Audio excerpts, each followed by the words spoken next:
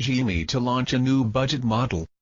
Xiaomi made a name for itself by offering capable smartphones at affordable prices. The company's current entry-level offering, the Redmi 2, retails for the equivalent of around $110, but Xiaomi is reportedly aiming to beat that. The prominent Chinese manufacturer is working on a new model, and we may have been treated to a live photo of said device. The lone image reveals the back of the smartphone, and one might say that it's identical to the existing Redmi 2.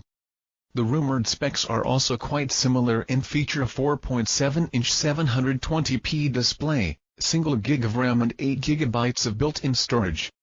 An 8MP/2MP camera combo will be in charge of capturing memories, and the phone will boot Android 4.4.4 KitKat. One notable difference is the chipset, where an LC1860C is being used instead of the Snapdragon 410 in the Redmi 2. The said piece of silicon is a product of Leadcore Technology, which is a major Chinese manufacturer of application processors. Xiaomi were allegedly targeting a 399 Chinese yuan price, which translates to the rather extreme $65. At some point along the way, however, that was deemed impossible and the smartphone will command a higher price, so expect a number between $65 and the Redmi 2's $110.